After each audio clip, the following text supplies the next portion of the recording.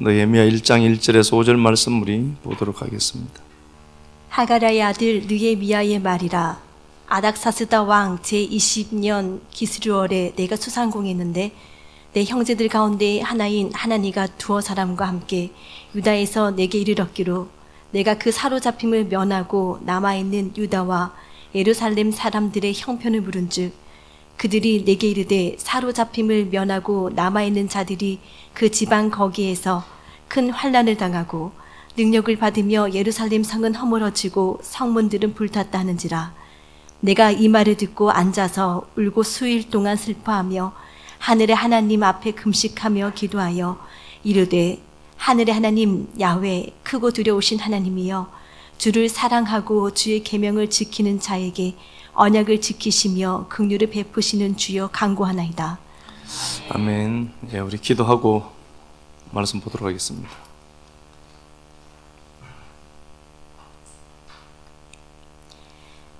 하나님, 하나님을 보내서 느헤미야의 의식이 깨어나게 하셨던 것처럼 우리에게 은혜가 방문케 하셔서 예배하게 하심 감사합니다. 자신의 삶이 평온하고 안락함에도 하나님 나라가 불에 타 황폐케 된 것 보며 흘린 느헤미야의 눈물 보며 내 시선이 어디를 향하고 있는지 되돌아봅니다. 기슬루월의 의미 기억케 하셔서 땅만 보며 비대해지지 않게 하시고 하늘을 바라보며 영이 강건해지는 거룩한 은혜 있게 하옵소서.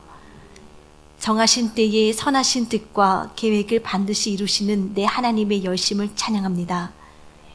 베냐민 지파의 기슬루월을 영적 전쟁을 하는 달이라 선포하신 주님, 예배를 더 중히 여기고 기도하는 자들 더욱 많아져서 풍성한 전리품 거두게 하시고 나만 채우는 것이 아니라 나누고 베풀어내는 은혜의 공동체 되게 하옵소서.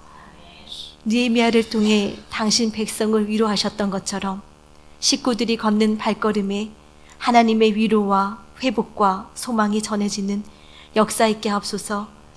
그리스도 예수님 전능하신 이름 받들어 기도드립니다. 아멘. 예. 하늘의 하나님 앞에라는 말씀의 제목으로 말씀 나누도록 하겠습니다. 느헤미야는 우리가 아시는 것처럼 그는 성공한 사람입니다.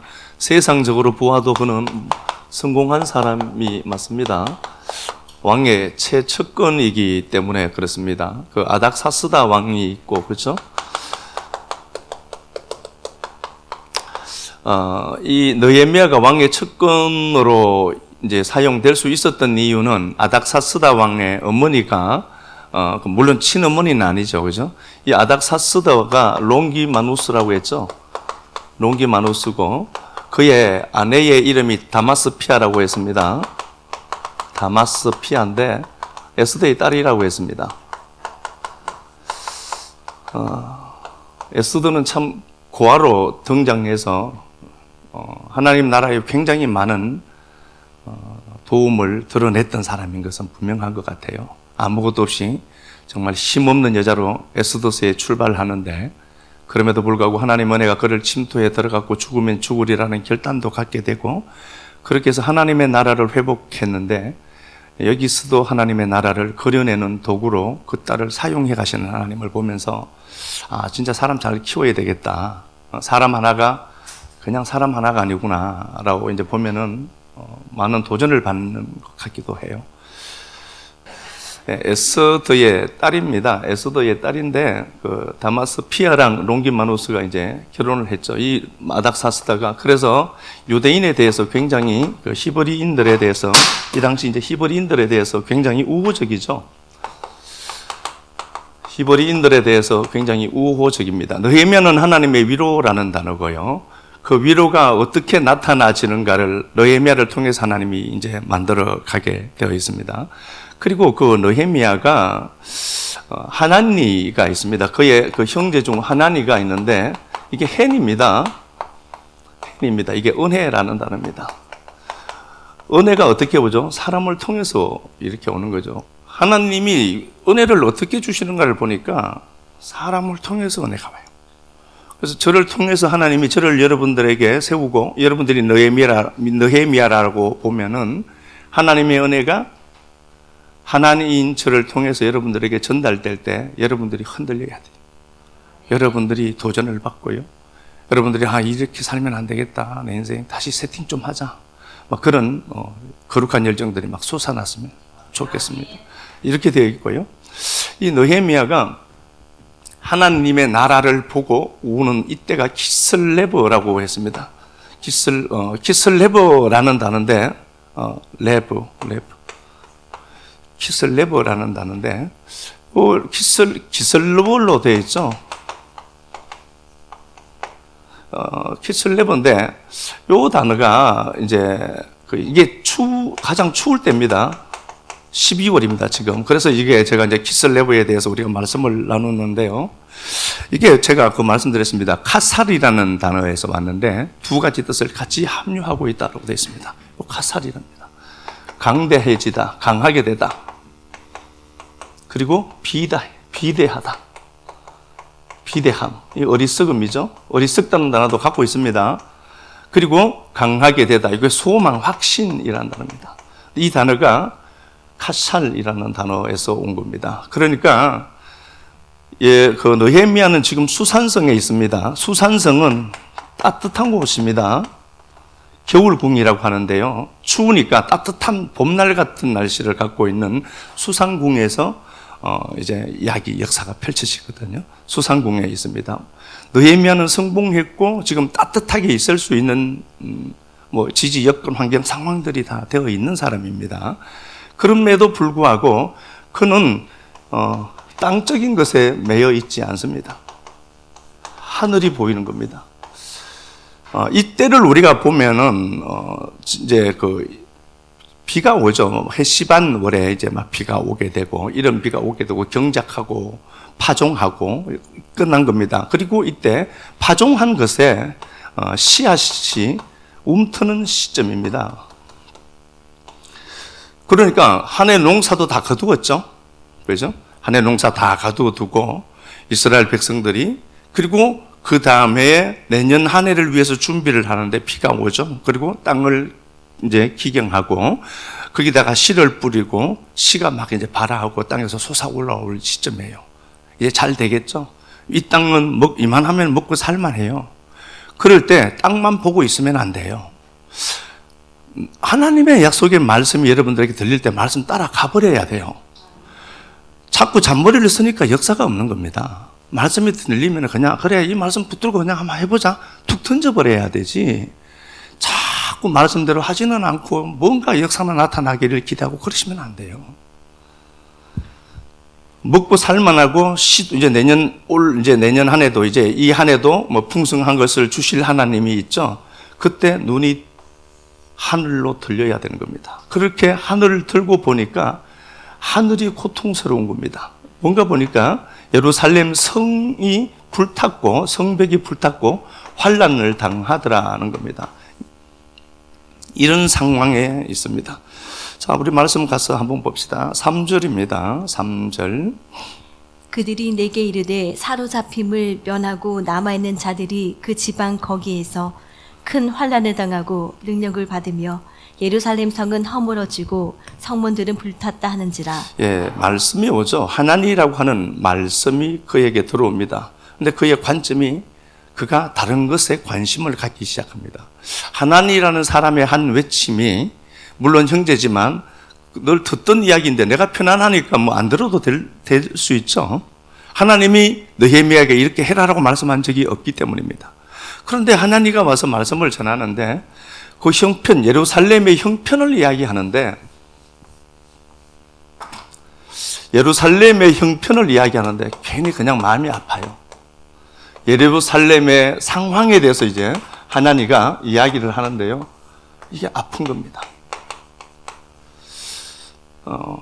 평생 살면서 하나님 나라가 붕괴되고 하나님 나라가 훼손되고 하는 곳에 아픔을 느끼지 못한 사람이 갑자기 그 나라가 아픈 겁니다. 보이지 않는 그 나라가 아픔이 들어와요. 밀려 들어오죠. 그래서 그것 때문에 아파요. 땅이 아니라 하늘을 바라보게 되는 겁니다. 이게 강하게 되는 비결입니다. 성도가 강하게 되려면 땅에 묶인 거 자꾸 땅만 살피지 말고 하늘 봐라. 그러면 소망이 생기고 더 강하게 될 것이다. 그 얘기죠. 이게 카살이라는 단어에서 왔으니까. 그러니까 하나님 나라가 이렇게 확장되고 팽창되는데 하나님 나라가 붕괴된 거예요. 그래서 그게 아픈 겁니다. 눈물샘을 자극하더라는 겁니다. 4절 보니까 내가 이 말을 듣고 말 한마디가 지금 오고 가는 것이 뭐 어떤 게 없습니다. 꿈으로도 그런 것도 없고요. 말씀이 왔다 갔다 하는데 말씀에 반응하고 있어요. 이 말을 듣고 앉아 울고 수일 동안 슬퍼하더라는 겁니다. 말씀을 듣는 태도가 상당했던 것 같아요. 느헤미야가 이 말씀 하나 들었는데 이게 눈물샘을 자극시키고 그가 하나님 앞에 울고 금식하고 슬퍼하더라. 말씀 하나 들었는데 하나님의 약속의 말씀이 들리는데 눈물이 터져 나오는 겁니다. 관심이 다른 곳으로 옮겨가는 겁니다. 하늘로. 그렇죠. 그리고 그가 하늘의 하나님 앞에 이렇게 되어 있다고 했죠. 4절 하늘의 하나님 앞에 금식하고 5절 하늘의 하나님 야훼여 그렇게 되어 있습니다. 하늘을 향하는 겁니다. 아파서 그가 눈이 하늘을 바라보게 되는 겁니다. 하늘을 바라보는 눈이 열리게 된 겁니다. 말씀이 들리니까 눈이 열리고 눈이 열린 자는 하늘을 쳐다봅니다. 하늘을 바라보고 하늘의 하나님 그러면서 그가 언약을 생각해냅니다. 크고 두려운 하나님 5절입니다. 하늘의 하나님 야훼여 크고 두려우신 하나님이여 주를 사랑하고 계명을 지킨 자에게 언약을 주시는 하나님이십니다 라고 하면서 언약, 약속이죠. 하나님의 하늘을 보고 그가 약속을 기억해냅니다. 하나님이 하신 약속을 생각합니다. 9절 가서 보겠습니다. 9절 만일 내게로 돌아와 내 계명을 지켜 행하면 너희 쫓긴 자가 하늘 끝에 있을지라도 내가 거기서부터 그들을 모아 내 이름을 두려고 택한 곳에 돌아오게 하리라 하신 말씀을 이제 청하건대 기억하옵소서. 예, 그러니까 내 계명을 지켜 하늘 끝에 있을지라도 내가 끌어모아 오겠다. 니들이 지금 고통을 당하는데 약속의 내용이 뭔가 보니까 하늘가에 완전히 사방 변두리로 밀려간다 할지라도 내가 니들을 본토로 데려오겠다라는 약속을 생각해낸 겁니다. 그래서 우리가 이렇게 문득 가다가 하나님 내게 약속을 하시는데요. 이 설교로만 듣지 말고 내게 주시는 약속으로 들어야 돼요. 약속이 그날따라 그 설교가 생각이 났다. 그러면 여러분 그거 죽자 사자 들어야 돼요. 진짜입니다. 이게 그래서 이 말씀이 내게 약속으로 오거든요. 약속을 붙들고 그가 하나님을 바라보고 노래하고 있더라 하는 겁니다. 11절 가서 한번 보겠습니다. 11절 주여 구하오니 귀를 기울이사 종의 기도와 주의 이름을 경외하기를 기뻐하는 종들의 기도를 들으시고 오늘 종이 형통하여 이 사람들 앞에서 은혜를 입게 하옵소서 하였나니 그때에 내가 왕의 술 관원이 되었느니라. 예, 그때에 이렇게 되어 있습니다. 그러니까 느헤미야는 이미 술 관원장, 왕의 음료를 담당하는 자입니다. 그렇죠? 모든 음료를 담당하는 자니까 굉장히 중요한 위치가 맞습니다. 그러니까 그가 이렇게 울고 이렇게 해서 그가 형통했다 이런 얘기가 아니라 그때에라는 단어는요. 와아니라는 단어인데 그러므로 내가 라는 단어입니다. 그러므로 내가 이게 이유를 이야기해 주는 겁니다. 내가 술 관원장이 되었다. 술 관원장이 된 이유가 뭐냐 하는 겁니다. 술 관원장이 되었다. 그때의 술 관원장이 되었다. 이렇게 번역을 했는데 와아니라는 단어인데요. 그래서 내가 술 관원장이 된 거야 라는 소리입니다. 그래서 내가 왜 술 관원장이 되었는가를 보니까 하늘의 하나님이 나를 통해 하실 일이 있어서 나를 술 관원장 만들었다는 겁니다. 성공의 목적입니다. 그래서 요 찰나 나를 형통하게 하셨고 이게 찰라흐라는 단어인데요. 번영하다, 성공하다 라는 단어거든요. 이게 사역형 히필 동사예요. 그러니까 이렇게 번역해야 됩니다. 정확하게 번역을 하려고 하면은 하나님이 그를 성공케 했다는 소리입니다. 다시 보겠습니다. 11절 오늘 종이 형통하여 이렇게 번역되어 있지만 정확한 걸 보면은 하나님이 느헤미야를 형통하게 하셨다. 이게 히필형, 사역형 히필 동사를 써서요. 그러니까 하나님이 그에게 성공을 주셨다. 번영을 주셨다. 그래서 그가 하나님의 하실 일을 위해서 관원장, 술 관원장, 음료를 맡은 관원장으로 만들어 주셨다는 겁니다. 여러분들의 성공이 여러분들만 위에 있는 것이 아니라 여러분들의 성공이 하나님 나라를 이롭게 하는 데까지 가야 되는 겁니다. 하나님 나라를 이롭게 하는 것. 내 삶만 보였던 자가, 느헤미야가 하나님 일을 통해서 소식이 들리고 말씀이 들어오니까 눈이 열리고 그가 하늘의 하나님을 바라보고 그가 하나님 나라의 지형도를 바꿔요. 영적인 것을 바꿔냅니다. 굉장히 중요한 거죠. 이렇게 되어 있습니다. 11절 한번 가서 보겠습니다. 11절 다시. 주여 구하오니 귀를 기울이사 종의 기도와 주의 이름을 경외하기를 기뻐하는 종들의 기도를 들으시고. 예, 종들의 기도를 들으시고. 이 말은 무슨 말일까요? 느헤미야가 하나님 주신 성공을 지금 갖고 있죠. 그렇죠? 그걸 귀를 기울이사 종의 기도와 주의 이름을 경외하는 자들의 기도를 들으라는 겁니다. 나와 똑같은 모습을 갖고 나와 똑같은 조건 속에서 성공만 위하는 인생들이 이 성공이 있도록 해달라는 겁니다. 자기가 이 성공을 쟁취하고 나서 보니까 자꾸 지평수 늘리는 것만 아니라 하나님 나라 확장을 위해서 내가 뭔가를 해야 되겠구나를 생각했던 것처럼 나와 똑같은 자들이 등장하도록 해달라고 그가 기도해놨습니다. 그래서 우리가 이 약속을 본다면은, 느헤미야가 기도해놨고 이 기도는 하나님 존전에 올라가는 거고, 그러면 우리 삶에도 어떻게 되는 거죠? 그대로 성취가 된다는 겁니다. 그렇죠? 그 이야기, 그렇게 이야기가 되어 있습니다. 그리고 그가 2장 1절 가서 한번 보도록 하겠습니다. 아닥사스다 왕 제20년 니산월에 왕 앞에 포도주가 있기로 내가 그 포도주를 왕에게 드렸는데 이전에는 내가 왕 앞에서 수심이 없었더니 왕이 내게 이르시되 네가 병이 없거늘 어찌하여 얼굴에 수심이 있느냐. 예, 키슬레브월에 느헤미야가 말씀을 듣죠. 키슬레브월에 말씀을 듣고요. 니산월이 됐습니다. 이때까지가 이제 니산월이 4개월 후거든요. 4개월 동안 그가 기도합니다. 그러면 왜 그가 4개월이라고 하는 시간 동안 기도를 했을까를 보면은 염려하는 게 하나 있었습니다. 이걸 한번 찾아보겠습니다. 에스라 가서 보겠습니다. 에스라 4장 11절 가서 한번 보도록 하겠습니다.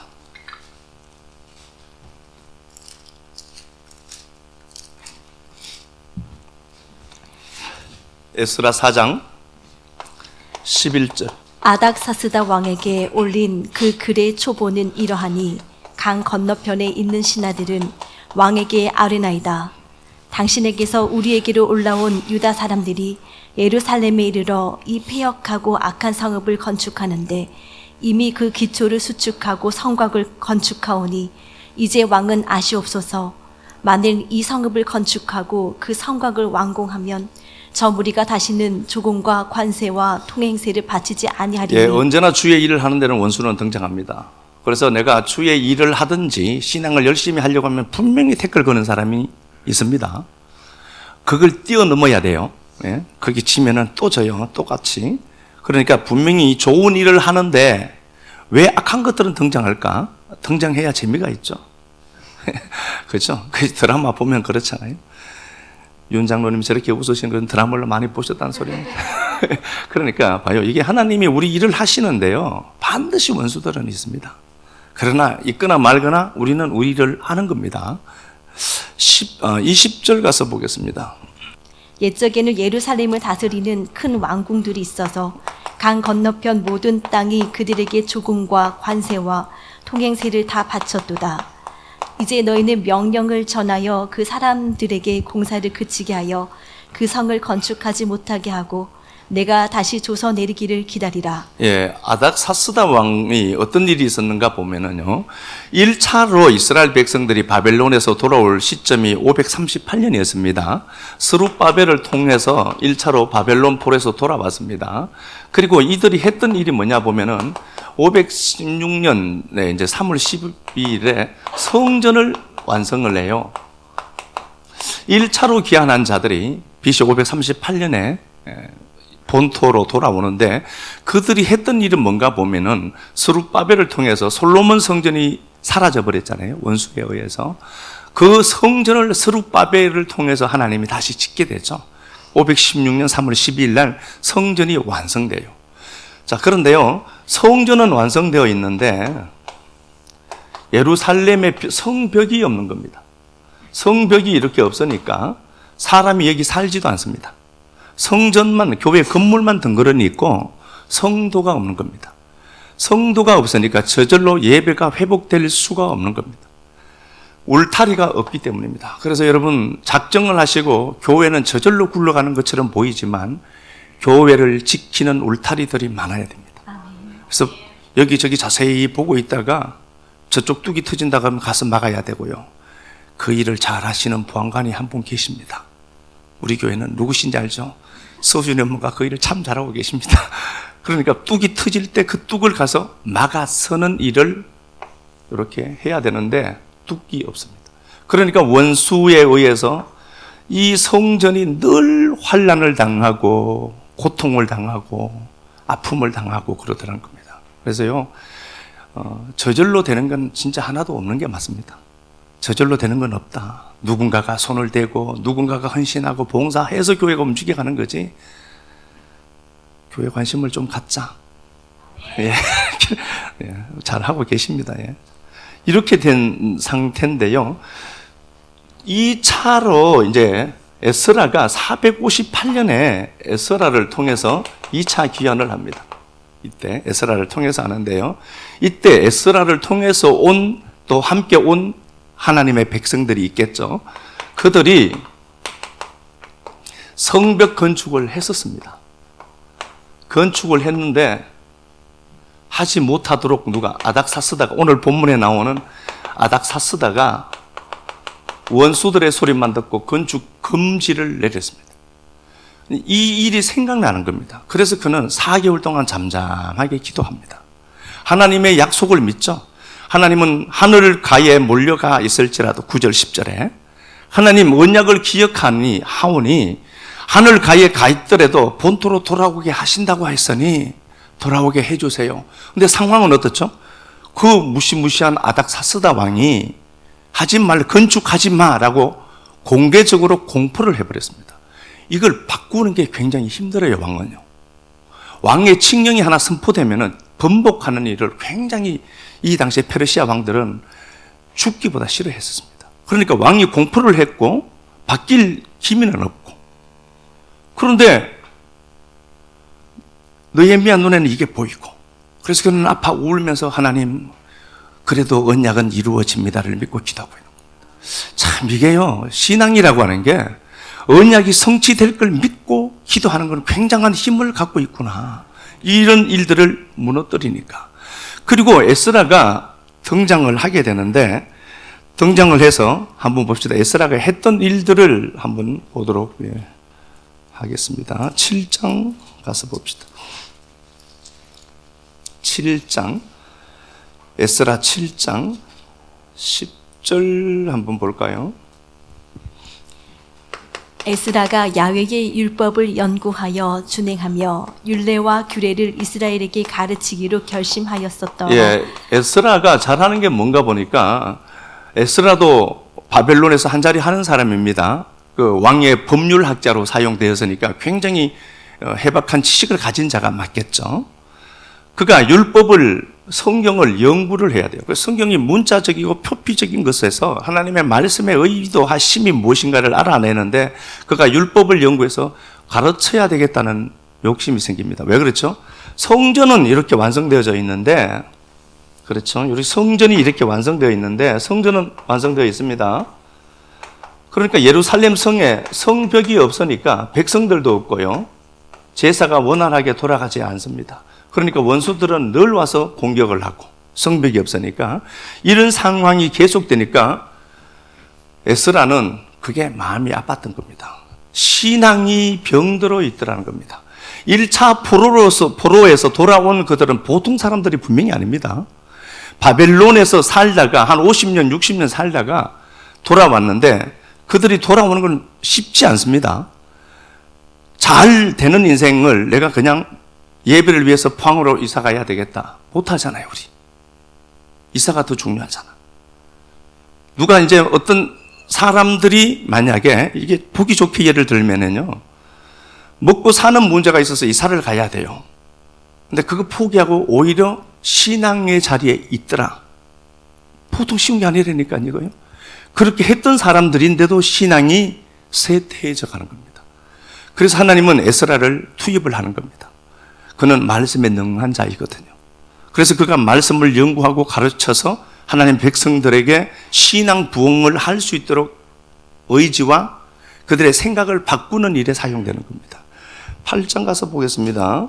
에스라 8장 31절.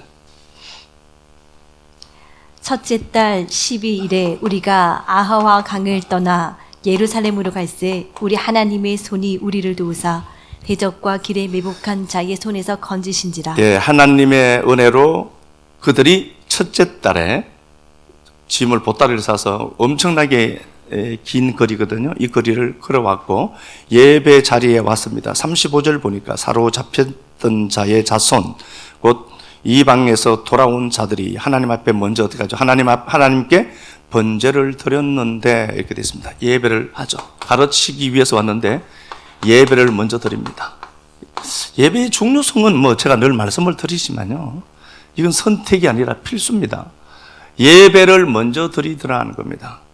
예배 한 번 드린다고 뭐 어떤 일이 생기느냐? 아니요. 예배는 영적인 지각을 깨뜨립니다. 지각 변동을 일으키는 게 예배입니다. 그래서 내가 보기에는 예배 드려도 내 삶엔 아무것도 안 나타나. 아니요. 하늘은 지금 막 붕괴되고 움직이고 소란스러울걸요. 진짜라니까요. 내가 예배를 드리는데 뭐 아무것도 없어. 아무것도 없는 게 아니라 하늘에 막힌 영역들이 뚫어져야, 하늘의 지각 변동이 생겨야 내 역사에 역사가 있을 것 아니에요. 그 일을 그가 하더라는 겁니다. 그리고 9장 1절, 이 일 후에 방백들이 내게 나왔습니다. 제사장, 레위, 고위층들이죠. 9장 1절에 보니까 지도자들급입니다. 지도자들이 에스라에게 나왔습니다. 그리고 상황들에 대해서 이제 이야기를 하는데, 얼마나 이 양반이 강직했던지 3절, 내가 이 일을 듣고 속옷과 겉옷을 찢고 머리털 수염을 뜯고, 머리털을 막 뽑고 있는 겁니다. 너무 아팠던 겁니다. 에스라가 하나님 나라가 붕괴되어 감에도 불구하고 저들의 신앙을 책임져 줄 사람들이 있음에도 불구하고 그 일을 하지 못하는 것 때문에 통곡합니다. 머리털 다 뽑아내더라고요. 대물이 됐다는 구절이 없는 거 보니까 예. 그가 그렇게 하나님 앞에 예배를 드리더라. 4절, 이에 이스라엘 하나님의 말씀으로 말미암아 떠오는 자들이 모여오더라. 말씀에 반응한 자들이 와요. 그래서 이게 지도자들 앞에서 에스라가 아파하고 힘들어하니까 말씀에 반응하는 자들이 몰려오더라. 그리고 그가 하나님 앞에 예배하게 되더라는 겁니다. 10장 가서 보겠습니다. 10장. 군데군데 보는 겁니다. 10장 1절부터 봅시다. 에스라가 하나님의 성전 앞에 엎드려 울며 기도하여 죄를 자복할 때에 많은 백성이 크게 통곡하며 이스라엘 중에서 백성의 남녀와 어린 아이의 큰 무리가 그 앞에 모인지라.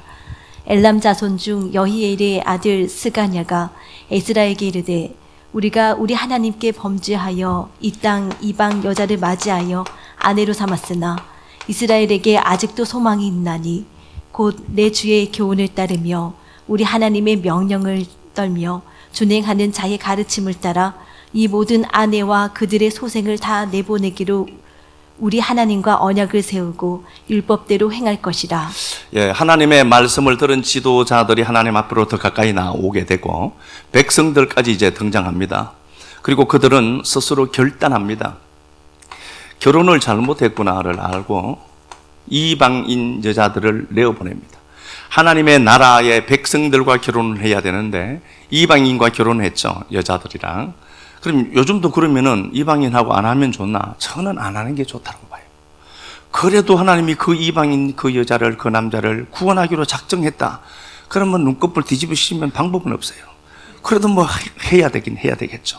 그렇죠? 그러니까 이 말씀을 너무 이렇게 뭐 자격증이 있는 것처럼 그렇게 갖고 갈 건 없고요. 결혼했더라.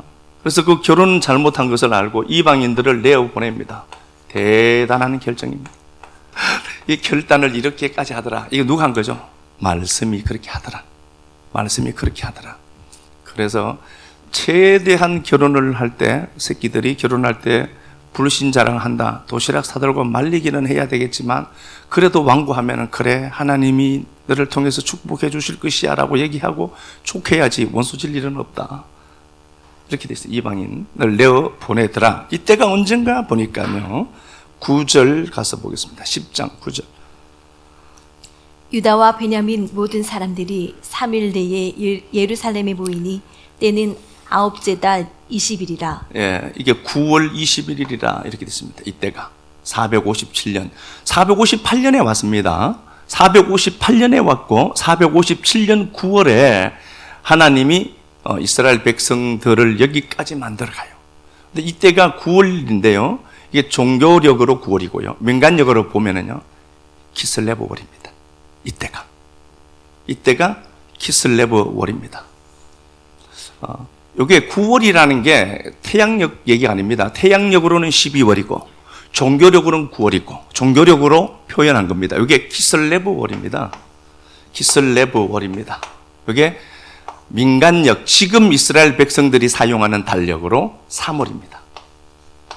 9월이 복잡죠. 그냥 키슬레브월이다, 키슬레브 월이다라고 생각하시면 됩니다.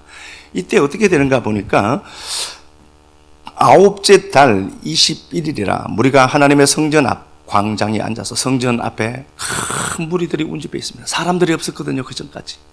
막 모여 있습니다. 얼마나 행복했을까 진짜. 하나님은 성전 앞에서 앉아서 이 일과 큰 비 때문에 떨고 있더니 큰 비가 개셈이죠.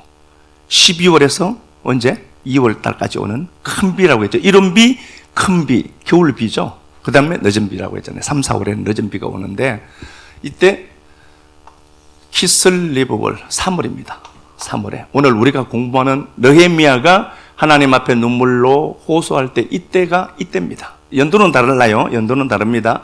그러다가 에스라가 갑자기 13년 동안 사라져요. 어디로 가는가를 보면 이제 페르시아로 다시 돌아갔겠죠.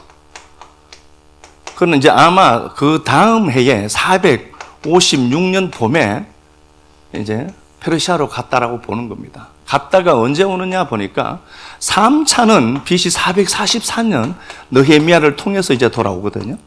이때 444년, 443년에 느헤미야가 돌아왔는데 느헤미야는 말씀을 전하는 위치는 아닙니다. 그렇죠? 이 사람은 경제력이나 이런 것들은 있었지만 말씀의 통로는 아니죠.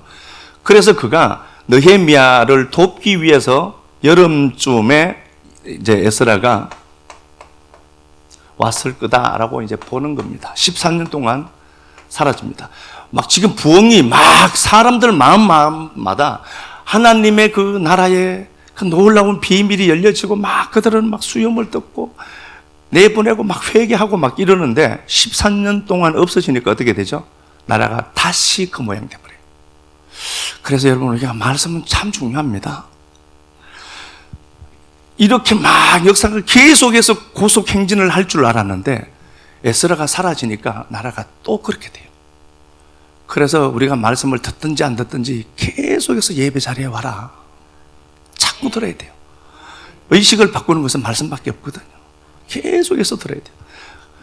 느헤미야가 이때 하나님 앞에 이제 오게 되는데 이때에 그가 니산월이죠, 그죠? 형통하게 되었더라로 얘기했고 니산월 4개월 기도하고 아닥사스다 왕 앞에 나아갔어요. 그러니까 에스라서에서 우리가 보았던 것처럼 성벽 건축이 금지되었잖아요. 그런데 그때 가라라고 한 겁니다. 제가 그 이유를 보면서 아닥사스다 왕 옆에는 다마스피아라는 왕후도 같이 있었죠. 타이밍이더라. 타이밍. 그래서 우리가 어떤 일들을 하는데 계속 안 되더라도 하나님이 내 편 되어줄 사람 분명히 때가 되면 투입한다. 그래서 지금 안 된다고 하나님 내 기도 안 들으시나? 그러지 마라. 이 쪽팔리게. 믿으면 그게 아니다. 반드시 내 편 되어줄 아닥사스다 왕 옆에 다마스피아가 옆에 있잖아요. 늘 있었을까요? 그렇진 않을 겁니다. 보좌 위에 앉아 있는데 늘 그렇진 않았을 거예요. 근데 물론 느헤미야가 시세를 뚫는 눈들이 있었겠지만 하나님의 은혜를 힘입고 기도했을 때 이런 사건들을 하나님은 만들어 가시더라. 사람 보고 매달리지 마라, 쪽팔리게. 하늘의 하나님 보고 하면은 사람 붙여준다. 그래도 돌아가면 또 잊어버릴 겁니다. 눈에 보이는 게 무서우니까 그러지 말라 좀. 느헤미야를 통해서 성벽이 이제 완성이 되게 되는데요. 요것만 한번 보도록 하겠습니다. 2장, 느헤미야 2장. 여기도 또 반대하는 놈들이 또 있습니다. 이 놈들은 죽지도 않아요. 느헤미야 2장 가서 한번 보겠습니다. 2장 17절. 후에 그들에게 이르기를 우리가 당한 공경은 너희도 보고 있는 바라. 예루살렘이 황폐하고 성문이 불탔으니 자 예루살렘 성을 건축하여 다시 수치를 당하지 말자 하고. 예, 예루살렘 성벽을 건축하자. 그래서 다시는 우리가 수치당하지 말자. 이게 슬로건입니다. 요걸 딱 걸고 다시 그들은 성벽 건축을 시작했습니다. 그리고 6장 15절, 4장 전체를 한번 보면 좋은데 시간 때문에 못 보니까요. 방해하는 자들이 또 생깁니다.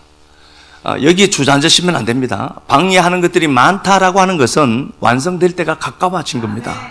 그래서 방해하는 것들이 많아질 때 왜 이렇게 일이 더 힘들어지지? 그러지 마시고 방해가 크다라고 하는 것은 시점이 다 됐구나를 봐야 돼요.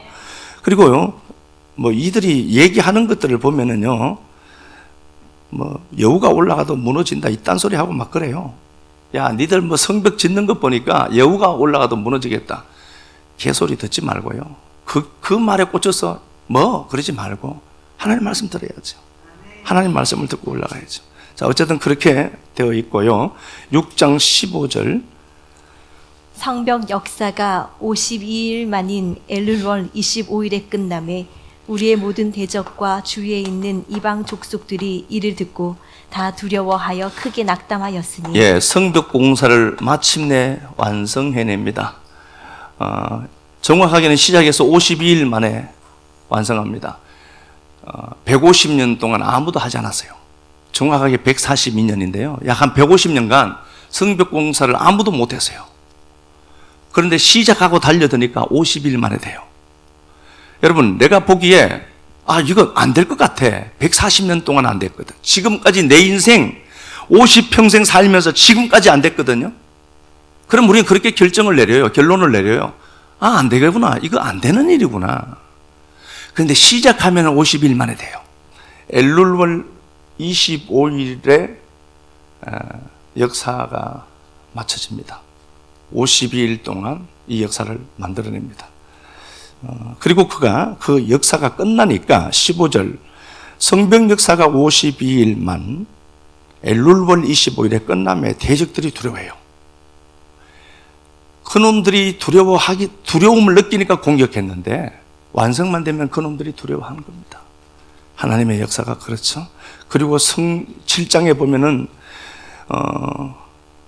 7장에 보면 성벽이 건축되고 이제 문짝을 달고 막 하나님 앞에 그 역사를 막 감사하죠. 4절 보면은요, 4절, 7장 4절, 그 성읍은 광대하고 주민은 적으며 가옥은 미처 건축하지 못하였더라. 성전도 있고 이제 성벽도 건축되는데 구성원들이 없죠. 아직 아무도 안 들어가서 살려고 하거든요. 왜 그렇죠? 계속해서 원수들이 공격해 왔으니까 거기는 가기 싫은 거예요. 기꺼이 자기 삶을 내어놓고 드리려고 하는 사람이 없더라는 겁니다. 그때에 8장 1절 가서 보겠습니다. 8장 1절. 이스라엘 자손이 자기들의 성읍에 거주하였더니 일곱째 달인데 종교력으로는, 민간력으로는요, 티시리월이죠. 1월 달입니다. 새 역사를 만들어내요. 1월이 이렇게 시작되는 거다. 그 일은, 물리적인 1월은 우리 삶에 늘 올 겁니다. 이제 12월 지나니까 내년 1월이 오겠죠. 물리적인 것은. 근데 영적인 날에 새로운 날 1월은 누군가 힘을 들이고 누군가 값을 지불하고 누군가는 보이지 않는 하나를 바라보고 땅에서 가득한 눈을 뜨고 하나님을 바라보면서 아파하고 힘들어하고 고통했던 사람을 통해서 열려지는 날이라는 걸 아셔야 됩니다. 그래서 이 자리에도 우리 자녀들이 뭐 있을 텐데요. 그놈들이 잘 먹고 잘 사는 건 우리 덕입니다. 자부심을 가져야 됩니다. 내가 너한테 참 못해서 미안하다 그러지만 그놈들이 잘 처먹고 잘 사는 건 우리가 기도해서 그래요. 아십니까? 그러니까 자부심을 갖고 어깨를 딱 펴고 내가 하나님께 기도하면 된다라고 얘기해야 돼요. 누군가가 값을 지불해서 그런 겁니다. 그래서 보니까 집례가 잘 되는 게 사랑하는 우리 백권사님이 눈물로 기도를 해서 그렇구나. 아멘 해봐, 지민이. 예, 그래. 너무 고마워요. 저 친구가 와서 말씀도 듣고 하고 있잖아요. 이야, 여러분 이게 별것 아니죠? 백광순 권사님이 30년을 눈물 흘리고 기도했는데 가요. 자, 봐요. 드디어 수문 앞 광장 앞에 이스라엘 백성들이 모여 있습니다. 얼마나 그들이 하나님 앞에 경건한가를 보니까 5절 봅니다. 에스라가 모든 백성 위에 서서 그들 목전에 책을 펴니 책을 펼 때에 모든 성도들이 백성들이 일어서더라. 말씀을 경유하는 힘이 이렇게 큰 겁니다. 예전에 우리가 교회 다닐 때 이렇게 했죠. 말씀할 때 이제 일어나서 이렇게 했죠. 요즘은 안 하는데 말씀 앞에 어떻게 반응하는가 보니까 주저앉아서도 말씀을 듣는 게 하나님 앞에 미안한 겁니다. 그래서 벌떡 말씀 앞에 일어나 한 팀이 되어서 성벽 건축을 딱 하고 말씀 앞에 얼마나 노출되었는지 그들이 말씀 앞에 앉아서 듣는 것도 미안해요. 일어나면 안 돼요. 말씀을 듣는 게 그래 미안해서 벌떡 마음을 고추 세우고 일어나는 겁니다. 그리고 그 백성들이 하나님의 말씀을 듣고요, 막 통곡하고 울고 고통스러워합니다. 그리고 그들은 절교 이방인들과 절교하게 되고요, 하나님의 은혜로 말미암아 절교하게 되고. 자, 11장 한번 가서 보겠습니다. 11장 1절 2절.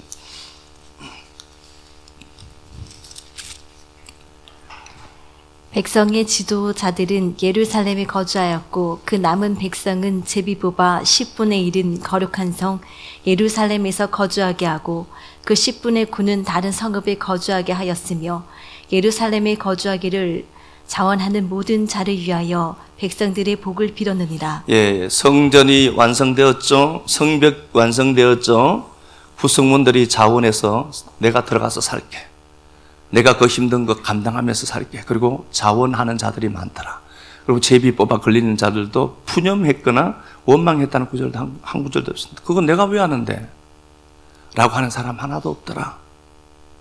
당첨 축하합니다가 되는데 자기는 가기 싫어도 기꺼이 들어가서 그 하나님 나라를 부흥시킨 겁니다. 그렇게 번성한 그 하나님의 나라가 그들을 통해서 주의 제자들을 통해서 속사도들을 통해서 수많은 정인을 통해서 우리에게 전달된 겁니다. 이 복음이 값싼 복음이 아니라 수많은 피의 대가로 지불된 복음인 것도 알고 키시레브 월에 하나님의 은혜가 우리들 가운데 더 풍성해졌으면 좋겠습니다.